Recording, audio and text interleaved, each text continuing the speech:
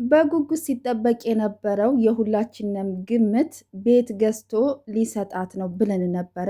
ነገር ግን ደግሞ ወደ ቤት ክራይ ተቀይሯል። ግን እኛ እንደ ቤተሰብ ደግሞ ቅር ብሎናል። ምክንያቱም ካየን አይቀር ሁሉንም ነገር ማየት እንፈልጋለን። ሳላውን ማየት እንፈልጋለን፣ ክፍሎቹን ማየት እንፈልጋለን፣ ኩሽናውን ማየት እንፈልጋለን፣ ግቢውንም ማየት እንፈልጋለን። እንዴ አንዲት ክላስ ብቻ ለምንድን ነው ያሳያችሁን? እንዲህ አይመጣውም።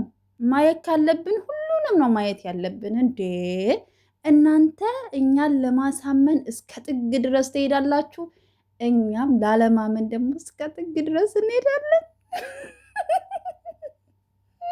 ኧረ ተው ጨሪቃዎች፣ የኔ ውዶች፣ የኔ አክተሮች ማለት ነው። የኔ ከድራማ ምንድን ነው ከፕራንክ አምባሳደርነት ወደ ፊልም እና ወደ ድራማ አምባሳደርነት እኮ ተቀይራችኋል። ይሄ እኮ በቃ እኔ ራሴ አመኝላችኋለሁ። ግን ደግሞ ማለት ነው ሀይሚዬ የኔ ቆንጆ ደግሞ መሀል ላይ ደግሞ ማለት ነው ያማል ቅኔው ነው የምልሽ። ቅኔሽ እኮ ለገባው ሰው ማለት ነው አንጀት አርስ ነው። እመቤቴ በደንብ አድርጋችሁ ቪዲዮውን እሺ።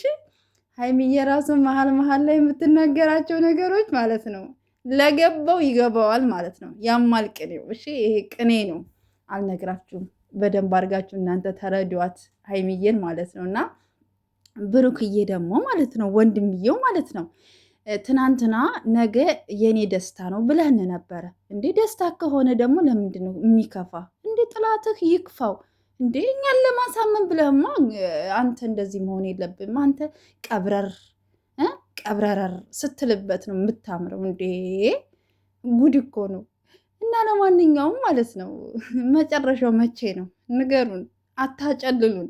እኛ እኮ በቃ ነቅተናል። ኧረ ተው ጨሪቃዎች፣ እየተው ግን ነገሮችን ለማራዘም የምትሄዱበት መንገድ ማለት ነው አይመጣውም።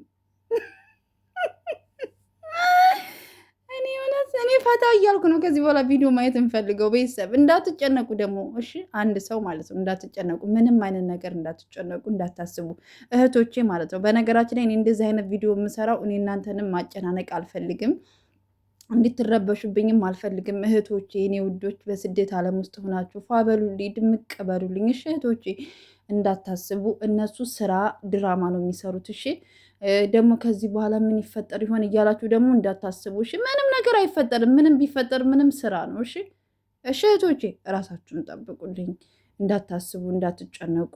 እኔ እናንተ ትበልጣላችሁ። እሺ እህቶቼ ስለዚህ ራሳችሁን ጠብቁ። በሰው ሀገር ላይ ነው ያላችሁት።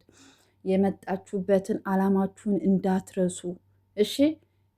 ስለዚህ እናንተ ደህና መሆን አለባችሁ። ከጭንቀት ከሀሳብ ራሳችሁን ሪፍሬሽ አድርጉ እሺ እህቶቼ።